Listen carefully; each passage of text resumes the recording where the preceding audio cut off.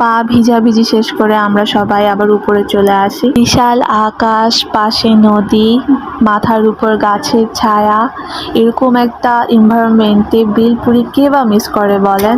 আমরাও মিস করিনি এবং আপনারাও অবশ্যই মিস করবেন না। আহবার আসর যেহেতু ছোট, তাই তাদেরকে আমি বেলপুরি দেইনি, বুঝ দেওয়ার জন্য ললিপপ দিয়েছি। ছোটবেলায় আমাদেরকে ললিপপকে লেমন জুস বলা হইতো। আমার বাচ্চাদের অ্যাক্টিভিটিস দেখলে আমার শৈশবের অনেক কথা মনে পড়ে যায়। তাদের শৈশব আর আমার শৈশবের অনেক মিল রয়েছে।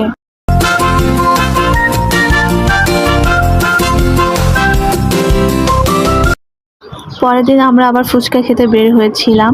ফুচকা খাওয়া শেষ করে আমরা আইসক্রিম খেতে খেতে বাসায় ফিরে আসি। আমার ভিডিওটি যদি ভালো লেগে থাকে আপনাদের কাছে, অবশ্যই আমার ভিডিওতে লাইক ও কমেন্ট করে জানাবেন। নতুন নতুন ভিডিও দেখার জন্য অবশ্যই আমার চ্যানেলটি সাবস্ক্রাইব করবেন এবং পাশে থাকা বেল আইকনটি অন